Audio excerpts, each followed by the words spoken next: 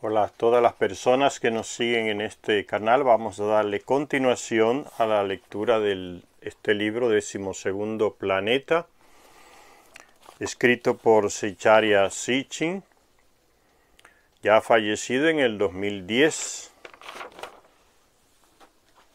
Estamos ahora en esta parte donde él trata lo que son llamados de dioses sumerios, el panteón sumerio. Y va a comenzar por los principales. Dice: Sumeria, la tierra de los dioses. Sumer, la tierra de los dioses. Dice: no hay duda de que las palabras de antaño, que durante miles de años constituyeron la lengua de las enseñanzas superiores y las escrituras religiosas, era la lengua de Sumer. Palabras de antaño, entonces refiérese a la lengua de Sumer, dice Zecharia Sitchin. Y tampoco hay duda de que los dioses de antaño eran los dioses de Sumer.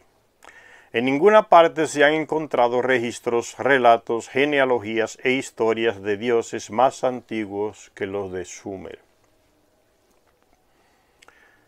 Entonces el origen de los dioses hay que buscarlo en Sumer. Lo que nos dice Zecharia Sitchin en resumen aquí. Muchos han intentado decir cuál es el origen de las religiones y nadie como que consigue, se inventa muchas cosas y la mayoría se va a los griegos. Pero ya Zecharia Sitchin nos plantea algo nuevo, ¿no? El origen hay que buscarlo en Sumer, dice él. Ese es el planteamiento de Zecharia Sitchin. Si nombramos y contamos a estos dioses en sus formas originales, sumerias, o en las posteriores acadias, babilonias o asirias, culturas antiguas, la lista asciende a centenares de dioses. Pero en el momento en que se les clasifica, queda claro que aquello no era un amasijo de divinidades. Estaban encabezados por un panteón de grandes dioses, llamados grandes dioses, gobernados por una asamblea de deidades, y estaban relacionados entre ellos. Y demás, entonces todos esos dioses, aunque fueran muchísimos, estaban relacionados entre ellos, entonces era la misma gente.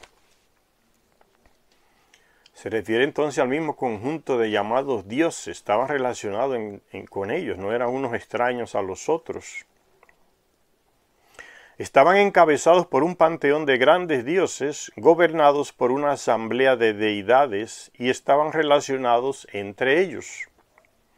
En el momento en que se excluye a sobrinas, sobrinos, nietos y demás, emerge un grupo de deidades mucho más pequeño y coherente, donde cada una juega un papel con determinados poderes y responsabilidades. Los sumerios creían que había dioses que eran de los cielos. Los textos que hablan de los tiempos de antes de que las cosas fueran creadas citan a algunos de estos dioses celestiales como Apsu, Tiamat, Anshar, Kishar. ¿Qué es lo que nos está queriendo decir Zecharia Sitchin? Que los sumerios creían que había dioses que eran de los cielos. ¿Y a qué se refiere aquí? A los planetas de nuestro sistema solar. Fíjense. Hablan de dioses que existían antes de que las cosas fueran creadas. ¿Dónde? Aquí en la Tierra. O sea, no existía el planeta Tierra. Y ya estos dioses celestiales, ¿qué quiere decir eso? Planetas. Entonces está hablando aquí los primeros planetas de nuestro sistema solar. En fin, es pura astronomía, señores, de la más profunda. Entonces, antes de que las cosas existieran, ¿dónde? Aquí en la Tierra existían los planetas en el sistema solar. Todavía el planeta Tierra no había sido formado. Y ellos tenían nombre propio, esos planetas. Había uno que se llamaba el Apsu, que representaba, era el nombre que se le daba al Sol. Tiamat, que era un planeta que existía, el más grande que creó. Después que el Sol creó, el primero que creó fue Tiamat y después creó a Mercurio, las emanaciones del Sol. Después Anshar, que era Saturno, o es Saturno. Kishar, que es Júpiter. Esos son dioses de los cielos, le llaman dioses de los cielos. Ya como vimos en el libro de Enki, aquí ya leer este libro ya no nos extraña nada de lo que se está diciendo, porque ya en el libro perdido de Enki ya vimos que se está hablando aquí de la creación de nuestro sistema solar. El Sol comenzó a emanar y iba formando los planetas, y aquel Tiamat fue el primero, un planeta grande con mucho oro, mucha agua, y que después entró al sistema solar. Estoy hablando del libro perdido de Enki, la batalla celestial, que entró entonces un planeta al sistema solar grande llamado Nibiru, venía del interior del universo y entró en colisión con ese planeta Tiamat, lo partió en dos. Los satélites de Nibiru, se llamaba aquel planeta, lo partió en dos a Tiamat, y de una parte de Tiamat salió el planeta Tierra y la otra parte despedazada formó lo que existe hoy, se llama el cinturón de asteroides. Entonces, como leímos el libro perdido de Enki primero y vimos esa historia de astronomía pura, el origen de nuestro sistema solar, entonces ya estas cosas aquí ya no nos resultan extrañas y podemos adelantarnos y decir a qué se refiere. Entonces estos dioses son los planetas, y quienes llamaban a los planetas de Tiamat, Anshar, Kishar, pues los Anunnaki que vinieron de Nibiru y le colocaron esos nombres a los planetas, que son nombres de reyes que vivieron en Nibiru. Ellos los designaron con el nombre de sus reyes allá, los primeros reyes de Nibiru, y le pusieron ese nombre a los planetas de nuestro sistema solar. Y ahí entonces se convirtieron, los llamaron los dioses celestiales, está en el cielo. Dioses celestiales que eran de los cielos. En ningún momento se dice que estos dioses aparecieron nunca sobre la Tierra. Imposible, un planeta, un sol no va a aparecer sobre la Tierra. Y si miramos más de cerca a estos dioses que existieron antes de que se creara la Tierra, está hablando entonces del sistema solar, los planetas de nuestro sistema solar, porque nuestro planeta fue de los últimos que se formó, con ese choque que hubo, ese cataclismo que hubo entre las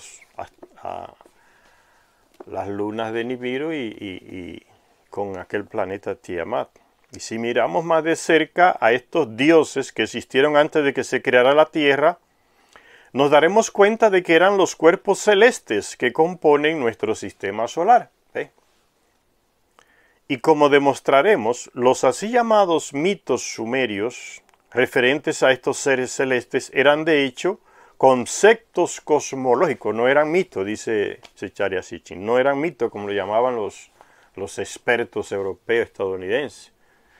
No eran mitos, dice Zecharia Sitchin. Simplemente se referían a los cuerpos celestes, conceptos cosmológicos, precisos y científicamente admisibles sobre la creación de nuestro sistema solar. El libro perdido de Enki, la génesis de nuestro sistema solar está ahí en la batalla celestial, cómo se dio, cómo se formaron nuestros planetas de nuestro sistema solar. También hubo dioses menores que eran de la tierra, no del cielo. Estos eran de la tierra. Sus centros de culto eran en su mayor parte ciudades de provincias, no eran más que deidades locales. En el mejor de los casos estaban encargados de algunas operaciones limitadas, como por ejemplo la diosa Ninkashi, que se encargaba de fabricar bebidas, cerveza, bebida fermentada, y esa le enseñó a los terrestres también esa tecnología. Es una Anunnaki, que supervisaba la preparación de bebidas, Ninkashi. de estas deidades no existe ningún relato heroico, porque eran simples Anunnaki que se dedicaban a algún oficio normal. Entonces la historia de los dioses mayores, grandes dioses, entonces era la historia de los principales dirigentes de los Anunnaki aquí en la Tierra. Y esa manera de ver la historia la copiamos nosotros también. Ustedes ven las historias que nos enseñan en las escuelas, las universidades, la historia de los grandes comandantes de la guerra, de las conquistas. Ahora, del soldado normal que acompaña, que se mata, que conquista, de ese no se habla nada. Un simple soldado normal. Y la historia entonces menciona que a los grandes conquistadores, a los grandes comandantes, pero del pueblo que está ahí luchando como soldado no se dice nada. Entonces aquí es igual, eso nos viene ya de los Anunnaki, ¿no? A los de menos importancia casi no se les menciona prácticamente. Apenas es Ninkashi que hacía cerveza, más nada se dice de eso. Entonces no hay ningún relato heroico porque no hicieron grandes cosas, no tenían poder, eran personas Anunnakis normales, ciudadanos que vinieron de Nibiru. Entonces de ellos no se habla muchas cosas. Dice, de estas deidades no existe ningún relato heroico, no disponían de armas impresionantes y los demás dioses no se estremecían ante sus órdenes, o sea, no tenían ningún poder. Le recuerdan a uno aquel grupo de dioses jóvenes que desfilaban los últimos en la procesión pétrea de la hitita ciudad de Yasilicaya, una procesión de dioses. Por ahí yo les mostré una foto, se la iba a mostrar, donde hay una procesión, se la mostré en el video anterior me parece, una procesión de ellos que van caminando en fila y los últimos serían como aquí está la foto, ¿no? Los últimos serían entonces como aquí está foto, los últimos serían como esos dioses más simples, personas más simples que no tenían ningún poder. A eso se refiere aquí Secharia Sitchin. Entre los dos grupos estaban los dioses del cielo y de la tierra. Está hablando de los dioses menores que eran de la tierra. Entre los dos grupos estaban los dioses del cielo y de la tierra, los llamados dioses antiguos. Habían gente que había llegado primero y otros llegaron más tarde. A eso se está refiriendo. Dioses antiguos, los que llegaron primero aquí a la tierra, desde Nibiru. Siempre que se habla de dioses aquí en estos textos de estos libros de Secharia Sitchin hay que colocarlo entre comillas. Porque no eran dioses, eran ciudadanos y ciudadanas del planeta Nibiru que llegaron aquí a la Tierra y crearon el terrestre por manipulación genética. Entonces esos son los dioses, ¿no? Ya que leímos el libro Perdido de Enki ya sabemos a quién se refiere. Entonces los dioses siempre colóquenlo entre comillas y no se imaginen ese Dios que nos enseñó, nos metió en la iglesia, las religiones en la cabeza. Son personas que le enseñaron falsamente a los terrestres a que les llamaran de Dios y que los vieran como dioses. Nunca fueron dioses. Ese engaño continúa hasta el día de hoy. Entonces existían dioses antiguos, los que llegaron primero. Estos eran los dioses de antaño, de los relatos épicos. Y según las creencias sumerias, habían bajado a la tierra desde los cielos. Ahora en este caso los cielos significa el planeta Nibiru.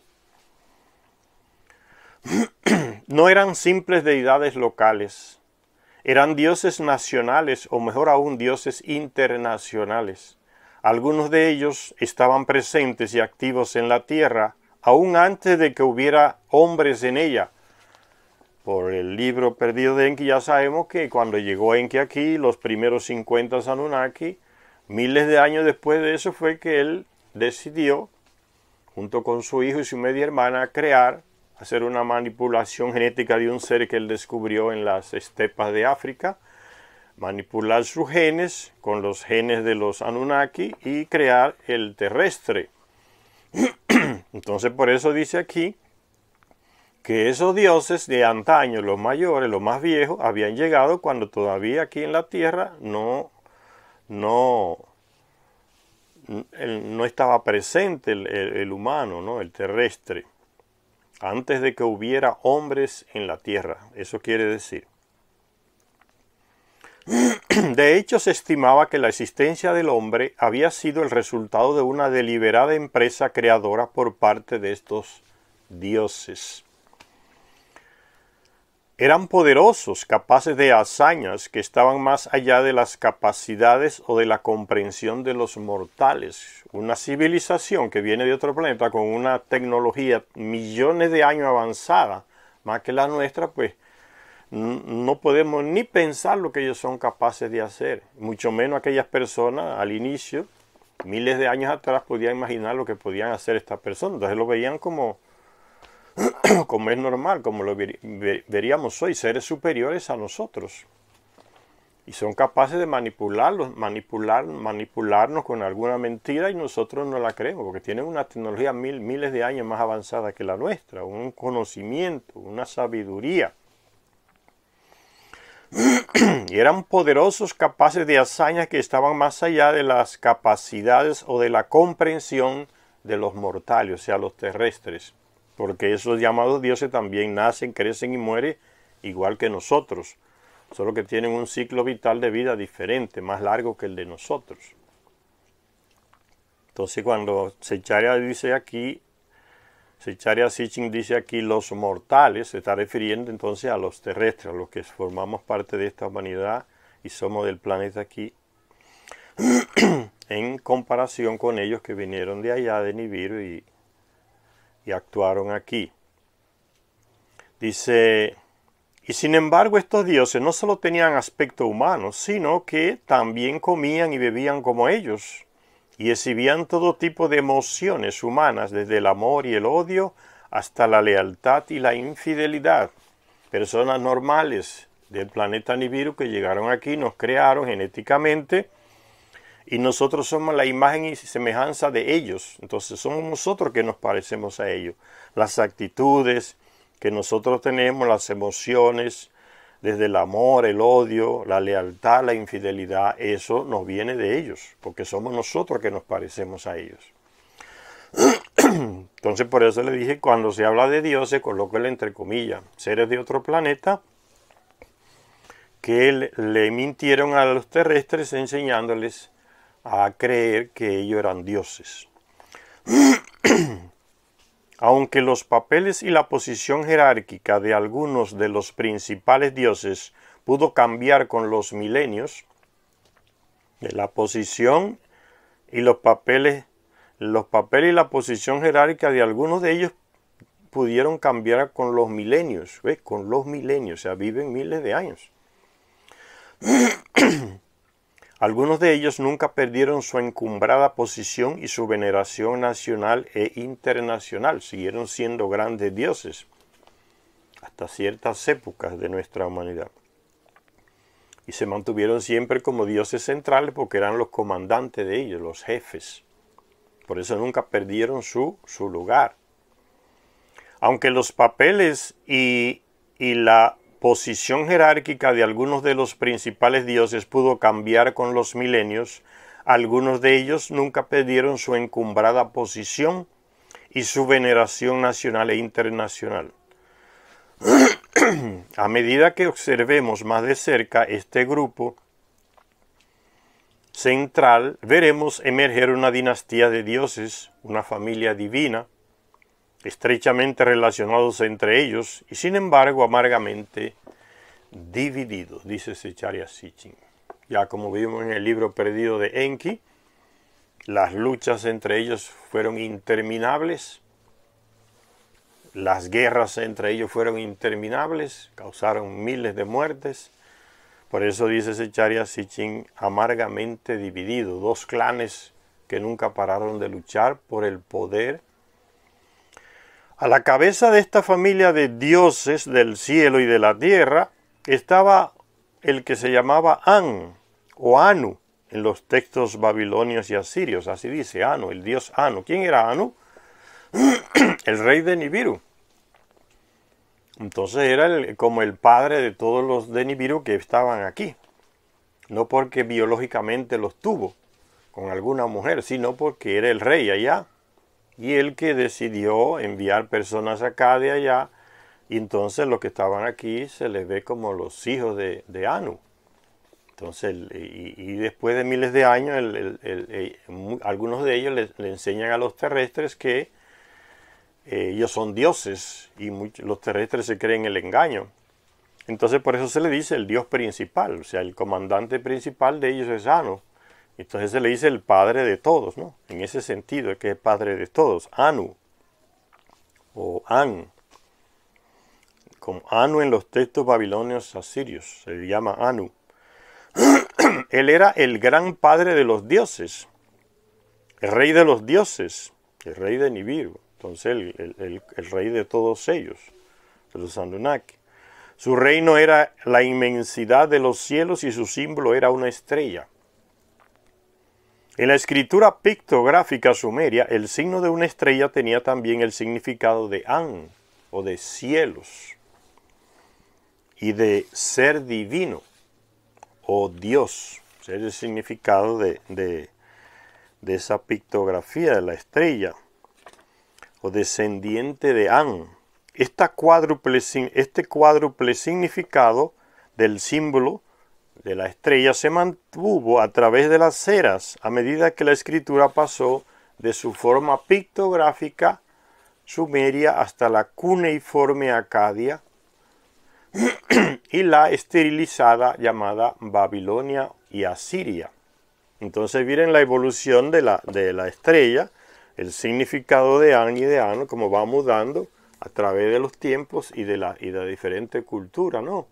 La sumeria, la acadia, la asiria, la babilónica, va mudando el símbolo, que es el mismo significado. La estrella o el dios Anu, la divinidad. Entonces son los símbolos que están ahí. Va cambiando con el tiempo y con el tipo de escritura que se usa. Desde los primeros tiempos hasta que la escritura cuneiforme se desvaneció, desde el cuarto milenio antes de Cristo, hasta casi la época de Cristo, este símbolo precedía de los nombres de los dioses. Eso es lo que dice Zecharia Sitchin, ¿no? Indicando que el nombre escrito en el texto no era el de un mortal, o sea, no era el de un terrestre, porque ya les dije que ellos también nacen, crecen y mueren, solo que con un tiempo más largo que nosotros viven. Entonces, cuando este símbolo aparecía al lado de algún personaje, estaba significando que era uno de ellos y no uno de los y no un terrestre.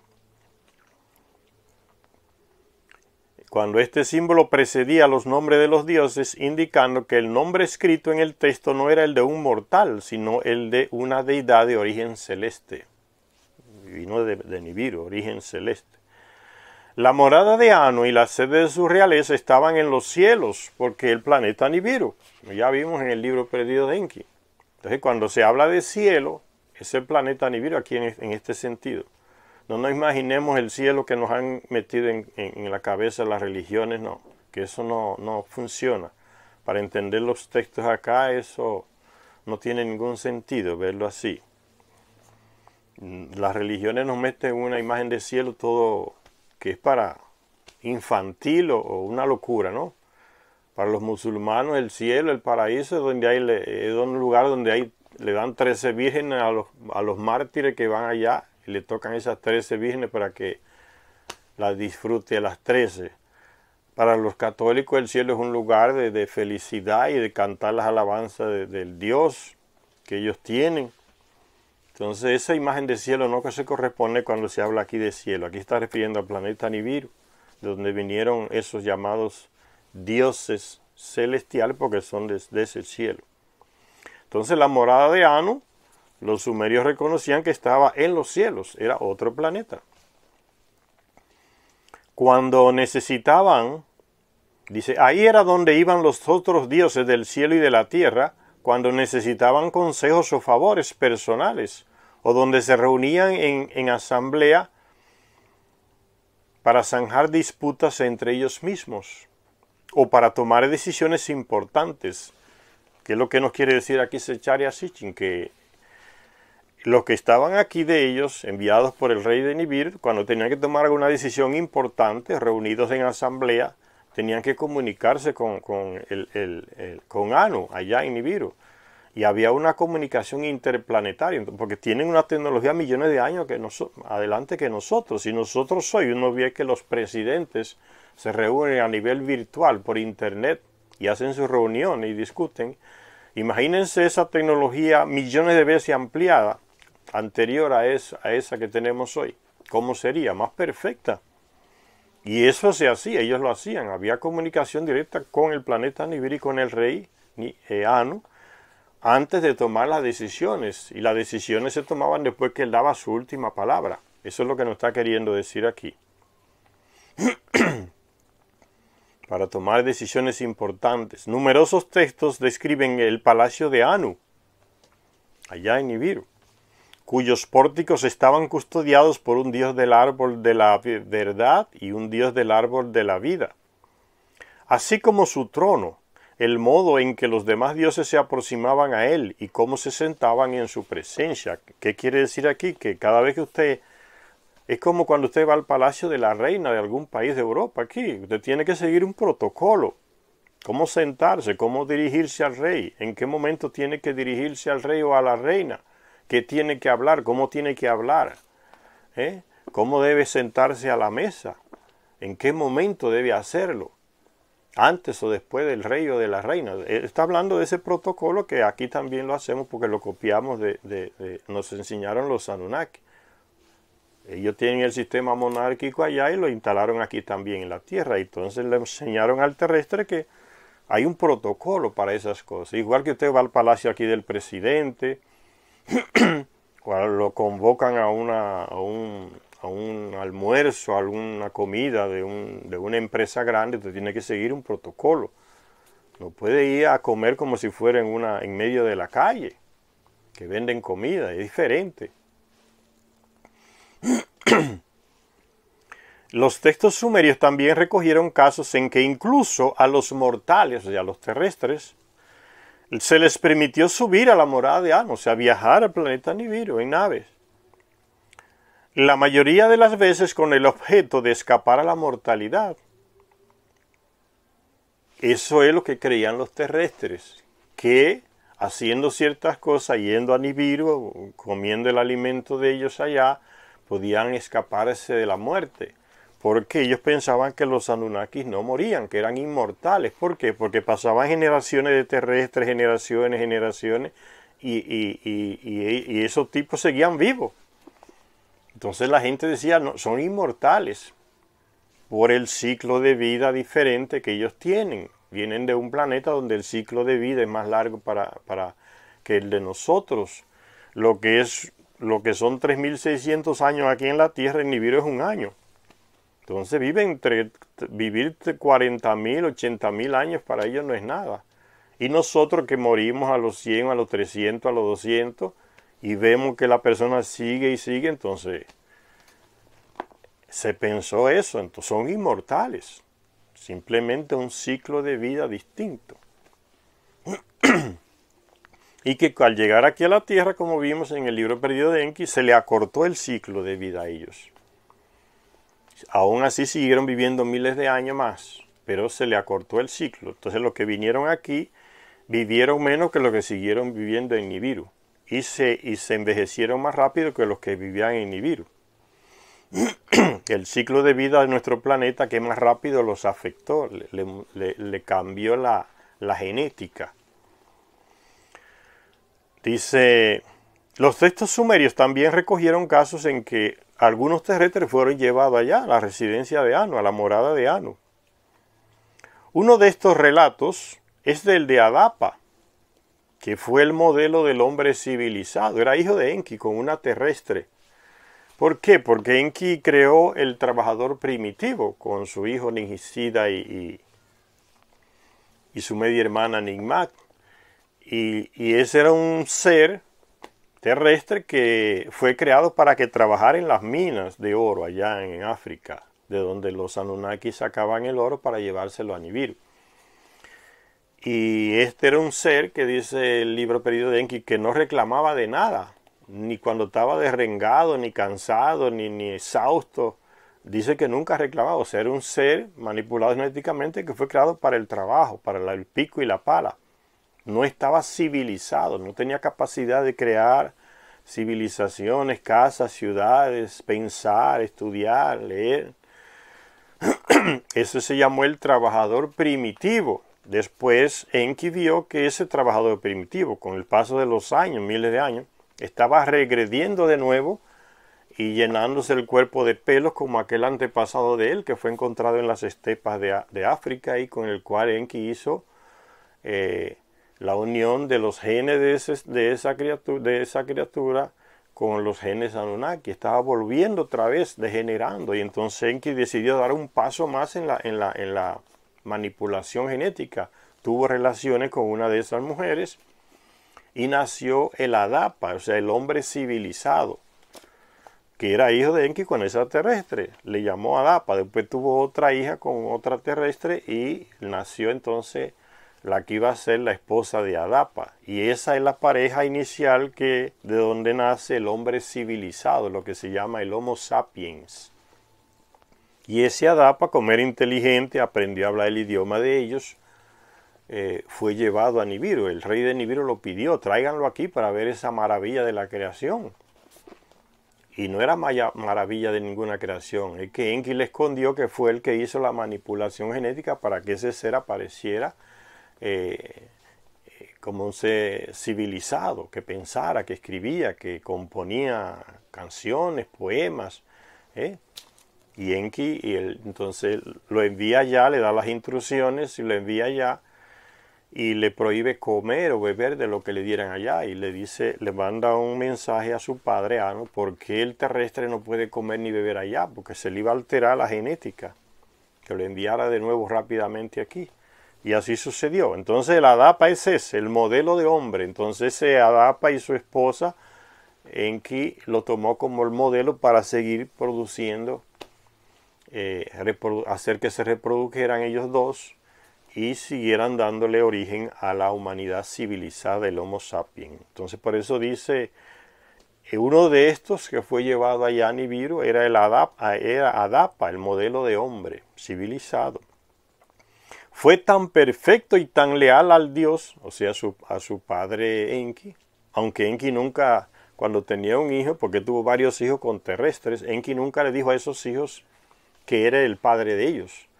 Y esas mujeres tampoco le podían decir a su hijo que Enki era su padre, nunca. Tuvo varios. Dice, fue tan perfecto y tan leal al Dios, o sea, a su propio padre Enki, que le había creado, que ella lo dispuso todo para que fuera llevado ante Anu, allá en Nibiru, de su padre, el rey de Nibiru, Anu. Es en ese momento cuando ella le describió a Adapa lo que se debía esperar. Dice el texto sumerio, Adapa, vas a ir ante Anu, el rey. Tendrás que tomar el camino hacia el cielo, en una nave espacial. Y cuando hayas ascendido hasta el cielo, y te hayas acercado al pórtico de Anu, el palacio, la residencia del rey Anu, y te hayas acercado al pórtico de Anu, el portador de vida y el cultivador de la verdad estarán de pie en el pórtico de Anu. Esas son instrucciones que le dio Enki a su hijo para cuando fuera a viajar hacia el espacio, hacia Nibiru, y fue llevado junto con dos de sus hermanos. Otros dos hijos de Enki lo llevaron porque nunca había viajado y se espantó cuando estaba en la nave y quería volver. Y aquellos dos los tranquilizaron. O sea, cuando usted no conoce una tecnología y lo meten a manipular, usted se asusta. Imagínese que usted vaya a una selva de nuestro país y encuentre una persona que nunca casi tuvo contacto con la persona civilizada, que va a escuela, que ya saben de vehículos, de celulares, de filmes, de internet, y encuentran a ese señor y le regalan un celular, y él se ve en el celular hablando. ¿Qué va a pensar? Se va a espantar. Va a pensar que esa es su alma que está ahí, o que el aparato le está robando su alma, o que no entiende, o una tecnología que él no sabe qué es. Entonces imagínense ese señor que lo envíen en una nave hacia el espacio. Para él es una cosa que no tienes, no le entra por ningún lugar. Se va a espantar. ¿Esto qué es? O sea, ustedes ven el desconocimiento, la falta de sabiduría, la falta de conocimiento produce el terror y el miedo. No es la ignorancia lo que produce el terror y el miedo, porque si conociera no se espantara. Sigue diciendo, guiado por su creador, Adapa hasta el cielo fue, ascendió al cielo y se acercó al pórtico de Anu. Fue hasta el cielo, ascendió al cielo. ¿Qué significa? Viajó a Nibiru. Ya les dije, sáquense esa imagen de cielo que la religión le metió en la cabeza, que no tiene nada que ver con cuando se habla aquí de cielo. Pero cuando se le ofreció la posibilidad de hacerse inmortal, o sea, de comer el alimento de Nibiru que le iba a afectar la genética, iba a poder vivir miles de años. A eso se refiere aquí, hacerse inmortal, vivir miles de años, que la mortalidad le llegaba.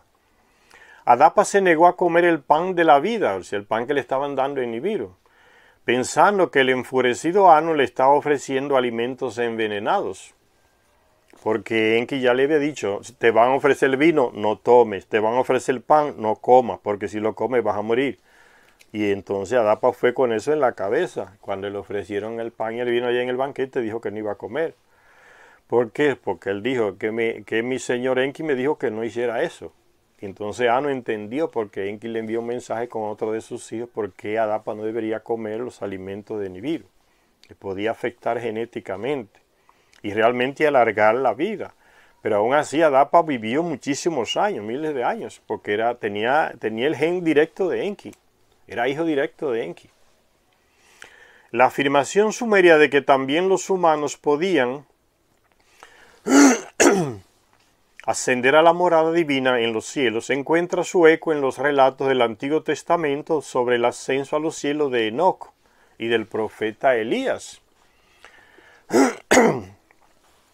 En la Biblia dice en el Antiguo Testamento que el profeta Elías fue arrebatado al cielo, llevado al cielo, no aquel cielo que la religión nos enseñó, donde están los ángeles cantándole alabanza a Dios según esas cosas que dicen esos creyentes en la religión.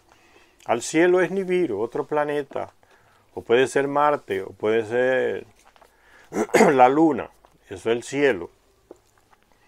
Y dice que en el Antiguo Testamento dice que Elías fue arrebatado, ¿en qué? En una nave pequeña llamada Torbellino, y que aparece yo le mostré en el vídeo, algunos vídeos del libro perdido de Enki cuando lo leímos, aquella nave pequeña que parece un torbellino. Y en esa fue arrebatado Elías. Y también a Enoc dice que Enoc se fue con los dioses, por eso no murió. Los dioses se lo llevaron al cielo.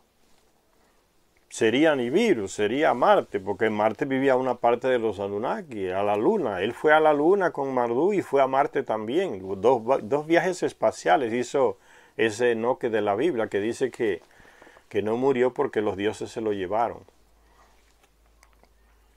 Dice, aunque Anu vivía en una morada celeste, los textos sumerios hablan de ocasiones en las que bajó a la tierra. Anu vino 3 veces aquí a la tierra, la última vez vino con su esposa.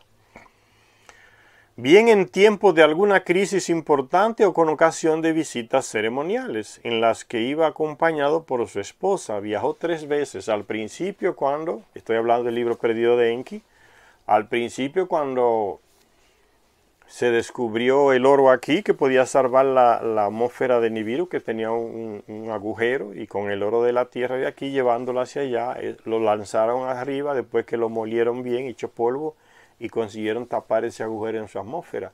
Cuando se descubrió ese oro aquí, él vino a comprobar. Fue su primer viaje. El segundo viaje lo hizo cuando había un conflicto ya casi a muerte entre los 2 hijos de él, Enlil y Enki. Y él vino a solucionarlo, a su manera lo solucionó. Y la tercera vez que visitó aquí el planeta fue con una visita que hizo con su esposa oficial. Y que estuvo en Tiwanaku, en Bolivia, lo que hoy es Bolivia. Y desde ahí se fue a Nibiru, en su nave llena de oro. Por eso está diciendo eso aquí.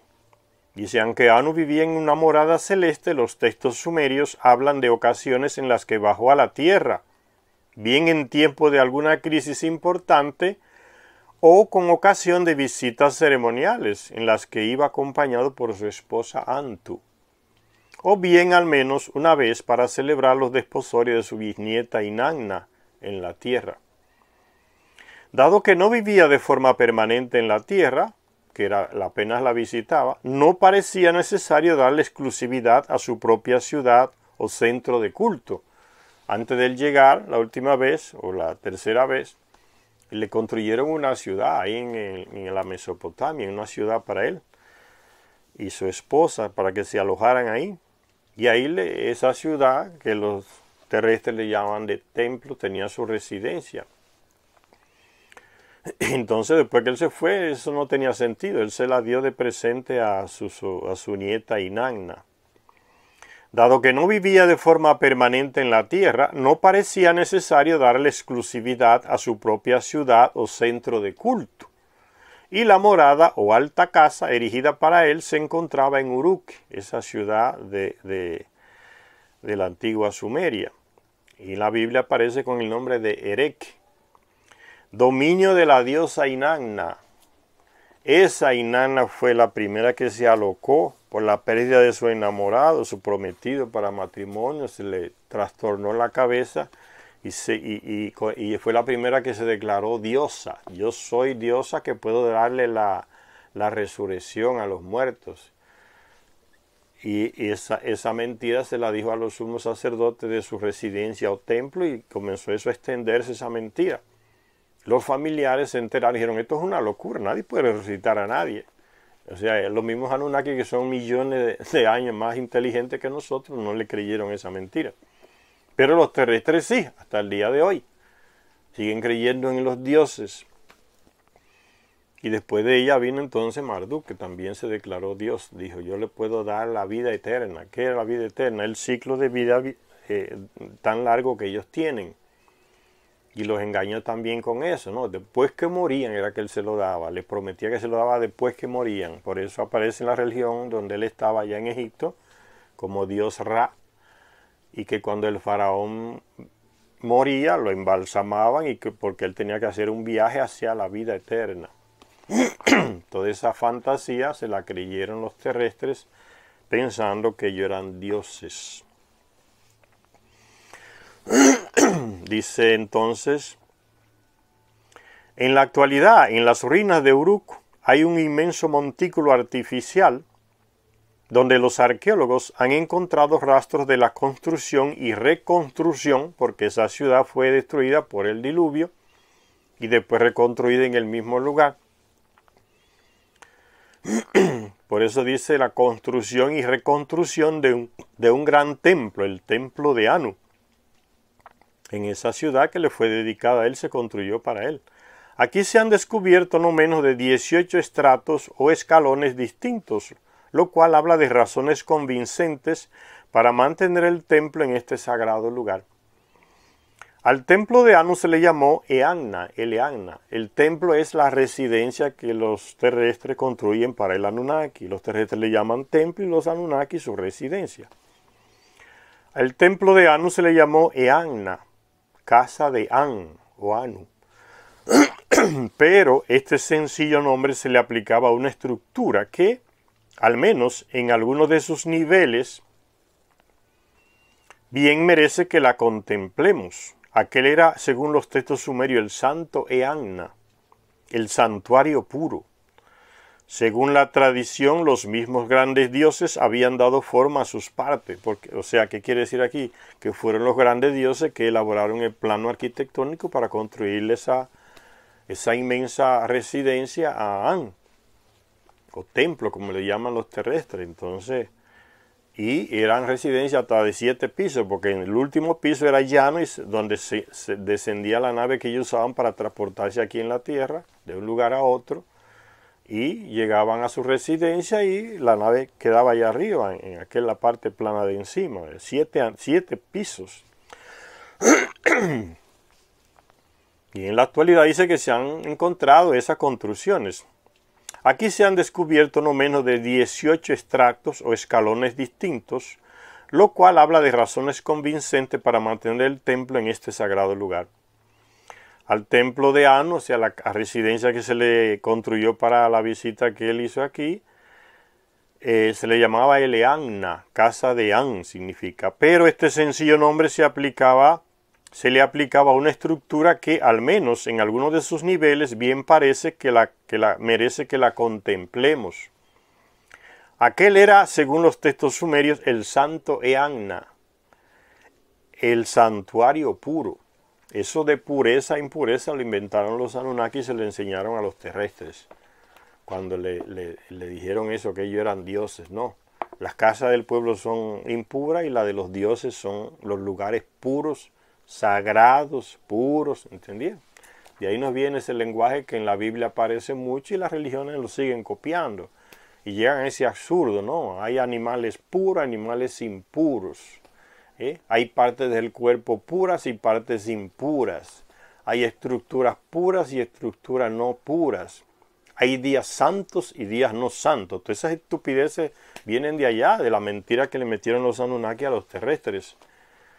Hasta tiempos. Hay un tiempo puro y otro impuro. Un Viernes Santo es un día puro que hay que respetar. Los otros días, que son también igual días de la semana, no son puros.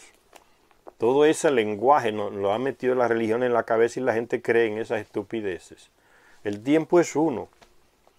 Los lugares no son ni puros ni impuros, son lugares. Los animales no son ni puros ni impuros, son animales. Los días no son ni puros ni impuros, son animales. Entonces, son sagrados o no sagrados. Ese lenguaje hay que sacárselo y liberarse de toda esa basura que nos ha metido en la cabeza para uno poder avanzar. Hasta metales puros y no puros. Todo ese lenguaje que lo inventaron los Anunnaki y se le entraron a la gente en la cabeza. Dice, su cornisa era como de cobre.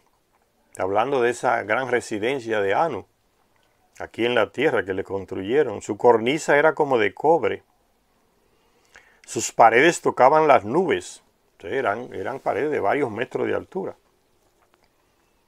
Una noble morada. Era una casa de un encanto irresistible, con un atractivo infinito. Y los textos también dejan claro el propósito del templo, residencia Anunnaki, pues lo llaman la casa para descender del cielo. ¿Ven? Tenía una parte plana encima donde descendía la nave del Anunnaki que llegaba ahí, porque el Anunnaki tomaron una actitud de no dejarse ver por el terrestre común. Y eso le daba más misterio a su persona. La gente común no los veía casi nunca.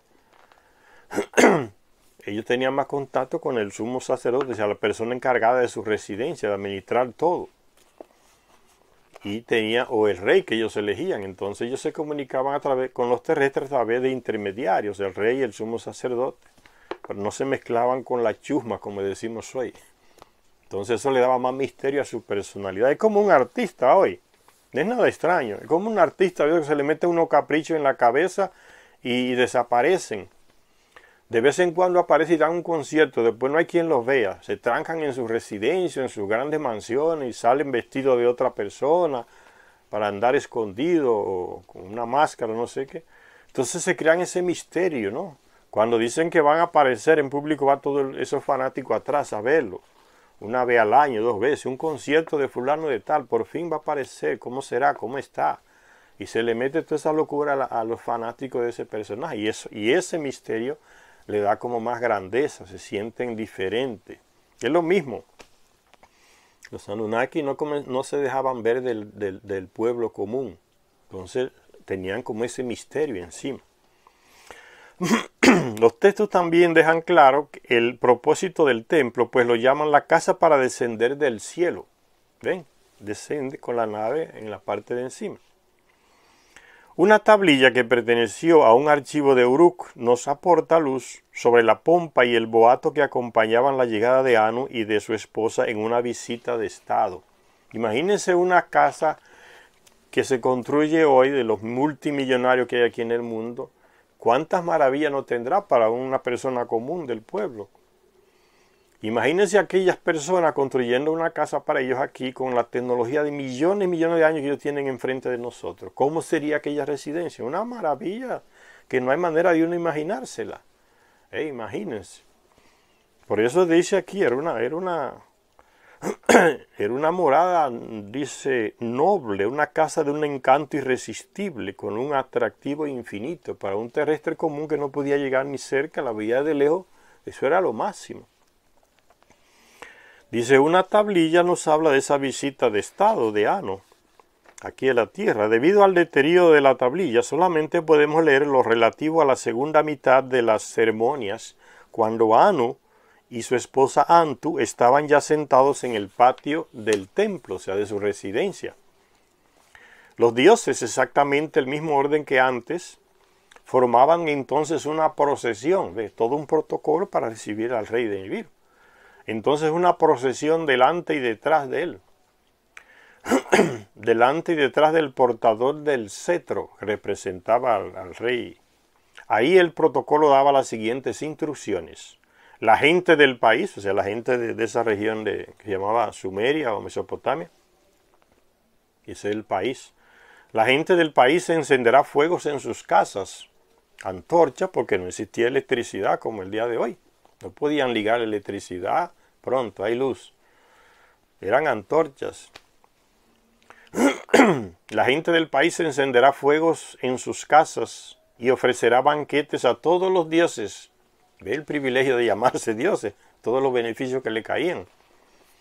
El privilegio que tienen hoy, el hecho de que te llamen diputado o senador. ¿Cuántos privilegios del carajo te caen encima por ser tú eso? ¿Ves cómo los títulos que la gente se cree que le da poder a las personas, ¿no? Ya que somos Dios, entonces todos los beneficios que le caían encima, ofrendas, regalos, de todo tipo de cosas, de mujeres, de hombres, para satisfacerse sexualmente, todo estaba a servicio del llamado Dios o de la diosa. Unos beneficios enormes que les caen encima cuando se autotitulan dioses. ¿Dónde usted han visto un cardenal, un obispo, un papa que viva pobre? El título le da poder y tienen dinero. Una buena vida. Dice aquí, la gente del país encenderá fuegos en sus casas y ofrecerá banquetes a todos los dioses. Por el hecho de ser Dios ya le agarraba, le caía un banquete, ¿no?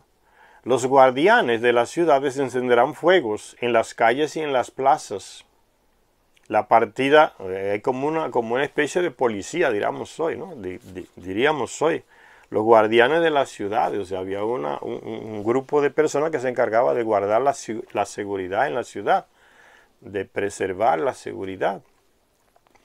La partida de los dos grandes dioses también estaba planificada, no solo al día, sino también al minuto. Ve, ahora es la partida, todo un protocolo. En el 17º día, duraron 17 días ahí en Sumeria, en esa visita que hizo Ano con su esposa, Antu. En el 17º día, 40 minutos después de salir el sol, todo estaba programado, como una ceremonia, que está todo programado. No es nada extraño lo que pasa hoy.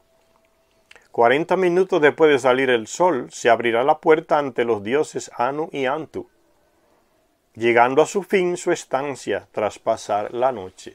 ¿Está bien? Después que duerme, entonces ya sabe el servidor a qué hora tiene que abrirle la puerta al rey para que salga de su habitación. Y a la reina también. Aunque el final de esta tablilla está roto, hay otro texto que describe con toda probabilidad la partida de Anu y Antu. Dice, la comida de la mañana, los ensalmos, los apretones de manos, agarrarse de las manos y a la despedida de los otros dioses. Después los grandes dioses serán llevados a su punto de partida sobre literas con forma de tronos sobre los hombros, cargados por otros dioses o terrestres entrenados para ese fin, cargados en una litera en hombros, llevando al gran dios, al gran rey de Nibiru, el superior de los dioses, para su nave, un protocolo de servicio. Entonces dice, existe una representación que no tiene nada que ver con los Anunnaki, sino que es más tardía, en Asiria, de una procesión de dioses que son también llevados en encima de los hombros de unos personajes terrestres. Ve, aquí está la imagen. Son llevados encima de los hombros aquí. Una señal de que tienen poder, ¿no? Y tienen servidores que hacen ese trabajo.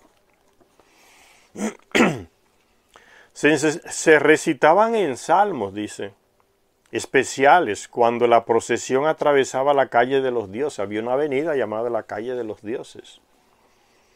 Luego se cantaban otros salmos e himnos cuando se acercaban al muelle sagrado, que es el lugar, porque amerizaba la nave en el puerto, entonces eran llevados al puerto para que subieran en su nave de nuevo.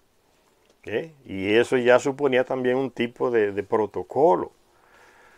Al muelle sagrado, dice, porque no era que era un muelle especial, sino que era un muelle construido para ese señor, que era como el Dios supremo de ellos, ¿no? El rey de todos ellos, muelle sagrado. Es como cuando uno sale de su casa y va a una iglesia. Uno piensa que la casa de uno no es sagrada. Cuando entró en la iglesia, yo estoy en un lugar sagrado. ¿Y por qué que tu casa no es sagrada? Tú no eres la misma persona que estás en la iglesia.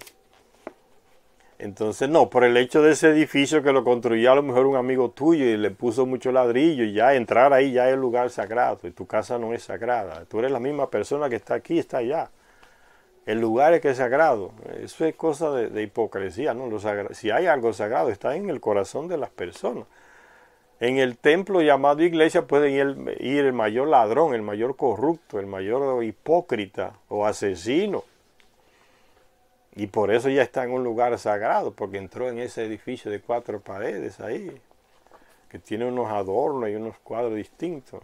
Tú ves la hipocresía de la religión, no tiene una cosa que ver con la otra. El muelle sagrado, dice. Después todos los sacerdotes y funcionarios, dice, se procedía a las despedidas y se recitaban y cantaban más en salmos aún, con gestos de levantar las manos. Chao. Dice, después todos los sacerdotes y funcionarios del templo que habían llevado a los dioses dirigidos por el sumo sacerdote, ofrecían una oración de partida especial. Gran Anu, que el cielo y la tierra te bendigan. Entonaban 7 veces, ¿ves? Todo ese protocolo se lo enseñarían los Anunnaki. 7 veces van a cantar eso aquí. Oraban por la bendición de los 7 dioses celestes e invocaban a los dioses que estaban en el cielo y a los dioses que estaban en la tierra. En conclusión, les daban la despedida a Anu y a Antu de este modo: que los dioses de lo profundo y los dioses de la morada divina les bendigan a ustedes, que los bendigan a diario, cada día, de cada mes, de cada año. Eso cansa, ¿no? Tantas bendiciones todo día, cada año, todo día. Entre las miles y miles de representaciones de los antiguos dioses que se han descubierto, ninguna parece representar a Anu, porque vivía en Nibiru. Solo venía aquí de visita 3 o 4 veces que vino a este planeta. Entonces no aparece representación de Anu. Y son miles y miles de representaciones de esos que estaban aquí, los llamados dioses antiguos. Pero de Anu no aparece porque no estaba aquí en el planeta. Y sin embargo nos observa desde cada estatua y cada retrato de cada rey que ha habido, desde la antigüedad hasta nuestros días, pues Anu no era solo el gran rey, rey de los dioses, sino también aquel por cuya gracia los demás podían ser coronados como reyes. Era él que daba el permiso desde Nibiru, se le comunicaba, comunicación interplanetaria, y él daba la aprobación para que se aprobara tal o cual rey en tal lugar. Después eso se dejó de lado. Según la tradición sumeria, la soberanía emanaba de Anu. El sistema de gobierno monárquico lo trajeron los Anunnaki de allá, aquí lo implantaron, ¿no? El monarca, el rey. Y entonces era un Anunnaki que coronaba, decía, tú vas a ser el rey de un grupo de personas seleccionadas con cierto conocimiento ahí en la residencia del Anunnaki llamada templo. Se sacaba de la hija del encargado de ese lugar, que se llamaba sumo sacerdote. Tenía hijas e hijos y eran formados en ese círculo pequeño con cierto conocimiento que le daban los Anunnaki, de astronomía, de arquitectura para reconstruir la residencia de los Anunnaki, cómo administrar la casa de los Anunnaki, el gobierno, conocimientos de leyes y cosas. Entonces, entre esas personas se sacaban los servidores. Dice, entonces también salían de ahí los reyes. Según la tradición sumeria, la soberanía emanaba de Anu, y el término para designar la realeza era Anutu, Anu Esa. Las insignias de Anu eran la tiara, el divino tocado, que es como con cuernos, hoy se usa la corona, ¿no? Pero ustedes ven que los reyes en diferentes países tienen diferentes tipos de coronas, a eso se refiere, el tocado. Entonces las insignias del rey de Anu eran la tierra, el divino tocado, el cetro, símbolo del poder, y el báculo, símbolo de la guía que proporcionaba el pastor. Y esos símbolos lo copian los reyes aquí en la tierra. El báculo ya lo reserva más para esa institución que tiene ese complejo de que ella fue designada también por Dios para que gobernara medio mundo, la Iglesia Católica. Son los obispos que siguen con esa caricatura de báculo. Como el del pastor, que manda a quién. ¿A quién manda el pastor? A las ovejas. Las ovejas piensan no porque el pastor piensa por ellas. Esa mentalidad de oveja que la iglesia le mete a la gente en la cabeza, ustedes ven. Y lo que diga el pastor, eso es. Y en la iglesia protestante o evangélica, como decís, eso es peor. El pastor, un tipo que era un analfabeto y cogió la Biblia y dieron un cursito de teología sobre 2 o 3 cositas y ya comienza a berrear en la iglesia de ellos, a cantar, a berrear, a saltar. Y ya la gente que va ahí más ignorante lo ve como que inspirado por Dios. Y ya él tiene el poder de decirle, mire, usted no se me vista así, a las pobres mujeres que son las que más abajan la cabeza. Usted no se me vista así. Usted no me deje el cabello así corto. Usted tiene que dejarlo larguísimo. Y usted ve a las mujeres con su mante en la cabeza y el cabello que le llega aquí hasta abajo de la cintura. Aunque esté lleno de piojos, pero el pastor mandó que eso tiene que ser así. Entonces lo obedecen, ¿ves? Mentalidad de oveja. No cuestionan nada de lo que dice ese tipo cuando está predicando. Nada. Son absolutistas, son gobiernos absolutistas, igual que el padre en la iglesia, ¿no? El único que habla en la iglesia es el padre. Los otros están ahí mudos, respondiendo sí o no, o las cositas que le digan que respondan. Pero la palabra cantante la lleva ese señor ahí. Y lo que dice el padre, pues ahí está. Y lo que dice el pastor, pues eso es. La gente como que se le olvida su capacidad mental, como que la frisan mientras están en esas iglesias, esas instituciones. O sea, ya no piensan por ellos mismos. Y rechazan eso, pensar por ellos mismos. Y eso no es lo que pasa entre los militares también. Son formados para que no piensen por ellos mismos, sino para que ejecuten órdenes. El militar inteligente que quiere leer el libro no puede hacerlo. Tiene que hacerlo después que salga de la milicia. Entonces ahí puede darle rienda suelta a su capacidad, a su creatividad, a su inteligencia, a sus cuestionamientos, a sus lecturas. Pero mientras estén entre los militares, su inteligencia tiene que estar frisada. Si se expresa, puede ser que lo echen para afuera, lo metan preso. Usted está aquí para recibir órdenes y cumplir órdenes, nada más. Dice, en la actualidad entonces estos símbolos son atribuidos a los reyes o el báculo, en el caso del báculo, a la iglesia esa que lo asumió. La segunda deidad dice, no, antes terminamos entonces con la primera deidad del panteón de los sumerios, que es Anu, el rey de Nibiru. Vamos a parar por aquí la lectura y después en el próximo vídeo hablamos de la segunda deidad de los dioses sumerios. Gracias a todos los que nos ven y hasta la próxima continuación de este libro, el 12º planeta, Nibiru, de donde vinieron los Anunnaki.